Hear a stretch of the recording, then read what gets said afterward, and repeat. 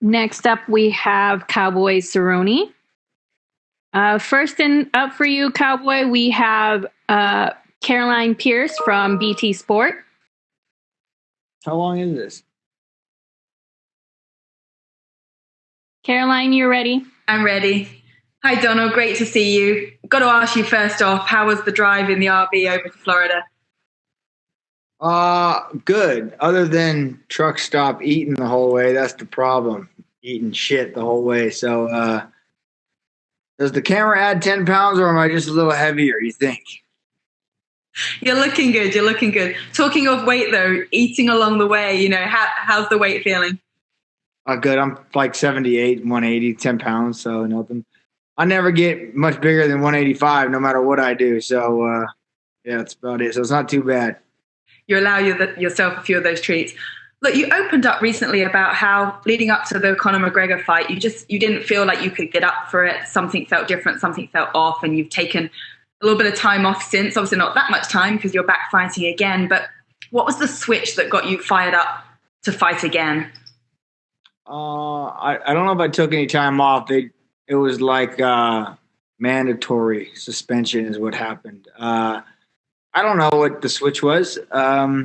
Short notice fights, kind of my wheelhouse, man. I enjoy this, and I guess with all the quarantine stuff, we're gonna just walk right in and fight and then leave. So it's gonna be kind of right up my alley. I won't have any time to get scared or get in my own head. I'll just go out there and hopefully have some fun, man. So I don't know. I don't have the answer for you. If I had the answer, I would have cured it last fight, But it's like today I feel great. Tomorrow, how do I feel? I don't know, man. Who's gonna show up? I fucking no idea. But I feel good. Training went well. They talk about people's fires coming and going. You got to rekindle it, refire it up, get pumped. I don't know why I didn't have it last time on the biggest card, the biggest. Everything. It sucked. It's real kick in the dick. But who knows? You get a chance to get back in there, and it's a real fan-friendly fight with yourself and Pettis, one that you wanted, your friends, you've fought before, you've trained together. How important is a win here for you, and just how much are you looking forward to this fight in general? Man, friendly-wise, I'm excited. I like Pettis. Good dude, man. It's going to be a lot of fun. Stylistically-wise, great matchup. How badly do I need to win? Fuck, lost 3. That sucks.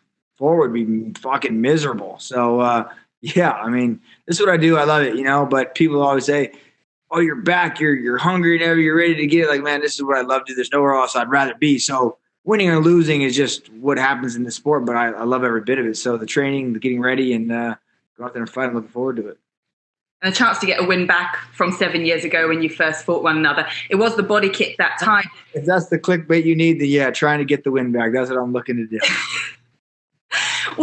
What's the strategy going into this? Obviously, you're not going to reveal your game plan, but how would you like this one to play out in terms of the? I just texted Pettis about 5 minutes ago. He asked me how the weight is. I said, I'm a fat cunt. How you doing, buddy? And he said, I'm good. I said, hey, check this out. Let's fight 2 minutes on, 1 off, 2 minutes on. So we'll just call a little mid-hang break, and we'll just get our air back, then we'll go back again. So I think it's going to be a lot of fun out there, man. I'm sure he's going to try and kick me. And what's the strategy? What's the game plan, man? To go do what I do and enjoy all of it. So that's the plan. Well, you got another reason to fight right now. Congratulations. You'll be having another baby boy. Yeah. Right? Is that right? So congratulations. Does this fire you up and fuel you even more? I can't wait till they're like 5, 6 years old and they can stand there at the edge of the cage watching. That's what's going to be really cool. Right now they're more interested in bright colors and butterflies flying by than daddy fighting. So we'll see. And lastly, Donna, I want you to weigh in on the main event, Ferguson and Gaethje. Obviously, you've fought both of them. What's your thoughts or predictions for that one? I think Gaethje definitely has the power to put Ferguson away, but does Gaethje have the condition to keep up with the nonstop onslaught of punches that Ferguson's going to bring? So we'll see. I'm interested. All the bars are closed, but the Budweiser RV is parked outside, so we'll be out there with the TVs rocking, watching, so it'll be cool. Cannot wait to see you in there and celebrating afterwards. Best of luck, Donald. Yeah. Next up, we have Roman Madrowski from ESPN. Hi, Cowboy. Hey, you had mentioned recently you might stop and do a little scuba diving on the way to Jacksonville. Were you able to do that? On the way home. On the way home. Oh, on the way home. Okay. I was going to say that's ambitious on the way to a fight. Yeah. We were on a mission getting here. We were hauling ass, so we didn't stop. Just nonstop, punch through. So it was a fast drive here. I gave the RV. We did 86 the whole way here. It's all she had. So it was good driving. What time? Listen, if you're someone who driving on the highway and you see a rig coming, why are you the guy that drives in the fast lane? Get the fuck over in the slow lane. Like, if you don't want to drive in the fast lane, drive in the slow lane, let people pass you. And if you're a semi, stay in the fucking slow lane. That's all I have to say about that. All right. I'm from Chicago. There are no slow lanes on those expressways. Hey, when did you roll into Jacksonville? What was that like for you? Did you have to go to the hotel when you arrived to get tested, or what was the procedure like for you? Yeah, we got in, I think, 9 or 10 o'clock last night, and Siri fucked me. I don't know if you guys use Siri for maps or not, but she got confused coming to Jacksonville, up, down the highway, off turn, so we got super lost.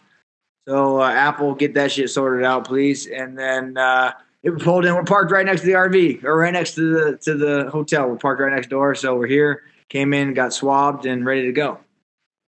Cool. Hey, I want to ask you one question about Angela Hill.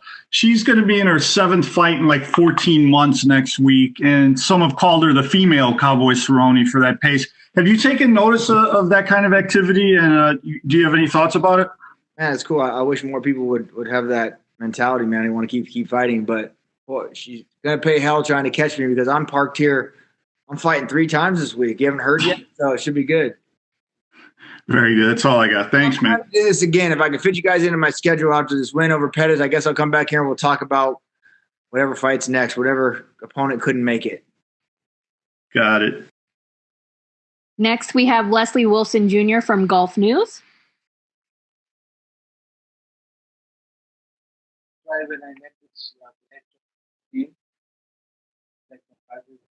Leslie, do you have your question for Cowboy? Wesley, you got to tighten the string up on your telephone, buddy. It's barely hear you. You're echoing.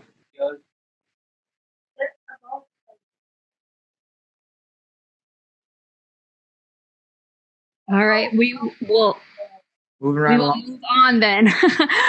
Let's move to Carlos Contreras from Millennia.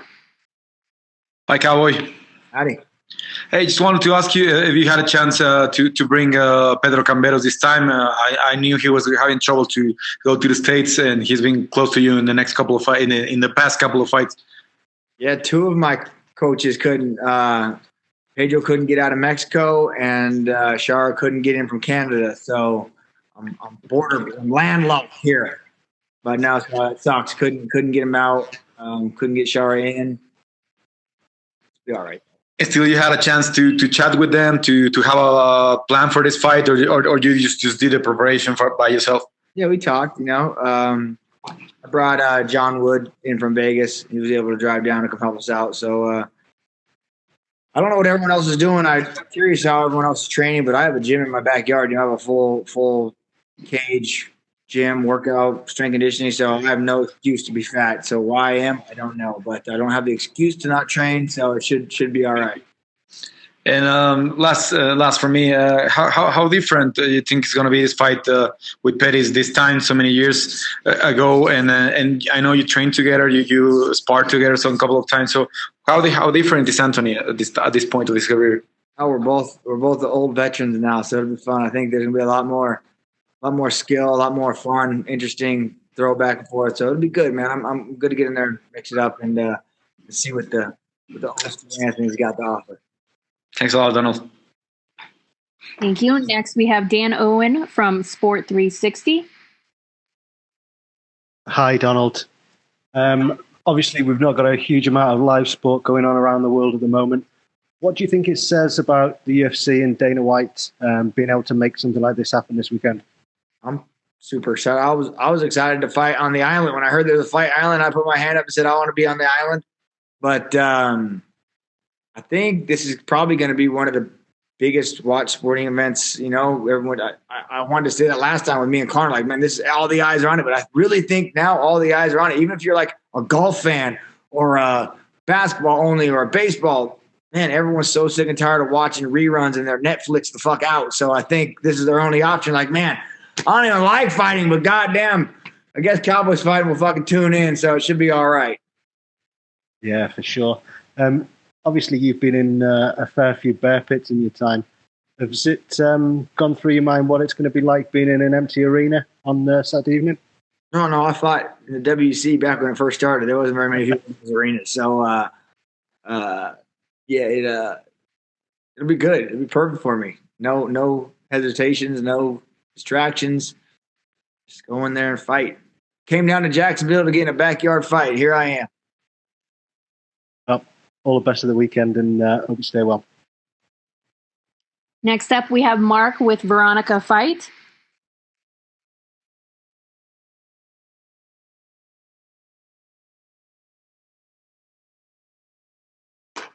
Moving right along.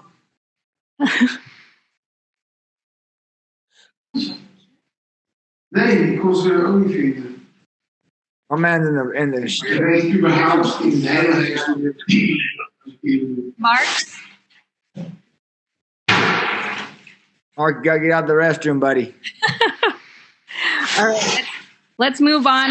Damon Martin with MMA Fighting. You said that this is this is kind of your wheelhouse. I mean, you've been in main events, you've had big main event wins, things like this. But do you prefer kind of like the chaos of a situation like this, where you take a fight on 3 weeks' notice and you just kind of you roll into town in the RV, and you're not having all the embedded cameras in your face the whole time? Like, do you just kind of embrace this kind of a fight more than maybe the bright lights and the spotlight of a bigger fight? Do you just kind of enjoy this kind of chaos of this? Yeah, 100%. I don't know about the chaos. Like, it feels a lot smoother to me, man. Like, as much as it's like, fight, dude, this, boom, boom, boom. But to me, it's like, all right, let's go. Let's get in the RV. Let's go down to Jacksonville. Let's fight. Let's go, And sometimes those long camps, they're like drooling, man. Like, oh my God, you said all the media obligations, all the 12 weeks to get ready. And this is just, you don't have time to think about it. You just get it and go. And I enjoy them. I love it. That's why I'm the short-nosed guy. And Cowboy, you know how this sport is, for better or worse. When you win, you're the greatest guy in the history of the sport, and when you lose, you're a bum all of a sudden, and you're the worst guy in the world. And coming out of that Conor fight, I'm sure you saw criticism, people trying to dissect what went wrong that night, and a guy like Stephen A. Smith comes out and has all these kind of crazy comments about you. Like, how much of that do you pay attention to, and how much does it bother you when one fight suddenly defines you? It doesn't define me, so that's all. I look myself in the mirror. I don't give a shit what the people at home say, but they. Yeah, I don't pay attention. I don't read nothing. I don't watch nothing. I don't get on social media and see what people have to say. So I think I'm really good at staying the hell away from it. I got my ranch and I live, and I got so much life going on that I don't have any idea what the people that don't have life going on have to say. So, but you're right. You are a bum. You're only as good as your last fight, which sucks. What's really cool, man, is I'm here for all 3 fights. Think about what they're going to say when Cowboy goes 3-0 in fucking 1 week. Then I'm going to be back on the greatest again. So it's going to be all right. I'm going from a bum to a superstar, so I'll be all right. And last question, kind of with the Angela Hill thing, I talked to a lot of fighters, and there's a long string of people from heavyweight to, every division. They say, I want to be the Cowboy Cerrone of this division. I want to fight, 5-6 times a year. Obviously, when it's all said and done, you're going to time to do it. That's the funny thing. Everyone wants to do it. Like, I want to be like that. I want to fight. And then the UFC calls them. And they're like, ooh, who? Next week? Yeah, shit. So that's the funny thing. But when the UFC called me, I didn't even know who I was fighting. They said May 9th. I said, fuck yeah, let's go, and it's hard to, everyone wants to do cowboy shit until it's time to do cowboy shit. So until then, I'm going to keep on rocking. But when it's all said and done with your career, whenever that comes down the road, do you feel like that's something that's always going to define you? The fact that you were willing to do this cowboy thing, you have kind of made that mark in the sport where people say, I want to be like Cowboy. Yeah, man, that's what Dana on my headstone when I finally retire, she's gonna say Cowboy, wild cunt. That's what they're gonna have to put on there. So thanks, Cowboy. Okay, Cowboy, just one last round of questions from Jay Anderson of Cage Side Press, and then you're free to leave. Jay, you're open now. Thanks very much. And Cowboy, good to see you again. You touched earlier on the losing streak, obviously not a place you want to be, but you have been on a 3-fight losing streak in the past. Are you able to look back at that and go, hey, you know what? It does get better. I can get past this. Is it kind of a motivator? Man, I hadn't even thought about that until you just said it right now. So no, it hasn't even. No, I don't like dwell on any of that or think about any of that. Or it sucks. But this sport is so wild. I mean, you look at any other sporting event; these are just ones that we're the only person in it. But tons of football teams and baseball teams go on losing streaks and winning streaks and put all that together. But yeah, man, it fucking sucks because you're only as good as your last fight, right? And now I'm only as good as my last 3, and god damn. So a win is something that I'm motivated and excited for. Got back sparring again, loving it again. I don't know if I ever lost it, but don't know. Don't have the answer for you. Wish I did. Fair enough, man. I mean, you've been one of the more honest guys, I think, even dissecting your losses. And you said about 246, the wrong guy showed up. Was there a point during fight week where you knew that, or did you not know until you got out to the cage? Yeah, it's not that I didn't know I didn't want to be there. It's just like I didn't feel prepared. Like I didn't feel like I did a little spot in the back of my head. Like I didn't, the if-Is and did-yous and shouldas was weighing heavy on me. I should have put a lot more effort in. I'm not sitting here making excuses, but I'm just saying the wrong guy definitely showed up and paid heavily for it, man. What a fucking embarrassment. I made it 40 seconds, and half-heartedly kind of wish I just went out there and took a little nap, went to sleep, not just embarrassed. But what are you gonna do, man? You're gonna dust off and get back on the saddle and do it again. And that's who I am. That's what I preach. And so here I am, fucking 2 weeks notice. Drove to Jacksonville, gonna kick some ass, fight again on Wednesday, fight again on Saturday. Then I'm gonna have enough money. I'm gonna buy a private jet and fly my ass home. So how about that? All right, last one for me. I mean, obviously everything going on is pretty crazy, pretty serious. I take it Grandma's got to stay home for this one. God, yeah. I tried. She tried. She's like, I'm just going to come. And I was like, well, I'm driving. She's like, I'll drive down there with you. And then Dana called me and said, I'm not going to be responsible for Grandma getting sick. He said, I'm already getting through enough shit with all the fighters and all this that's going on. I'm not going to be the guy that gets Grandma sick. And I said, all right, Grandma, you ain't going to be able to make this one. So this is the first fight she hasn't come to. Kind of crazy and wild, but she'll be watching, cheering, yelling at the TV. So Jafari might have an earpiece in his ear, just getting direct coaching tips from her. Who knows? How's it going to go? But she's a trooper, man. Better safe than sorry. She'll be all right. She says she's too tough for this bullshit ass Corona. So I said, all right, Grandma. Thanks, Cowboy. Thanks, Cowboy. You're done. Done. I'm out of here. You're out of here. That was awesome. Way better than media day with 1 million mics and 100 people. We need to do all of them like this. I can't even see here. It's good.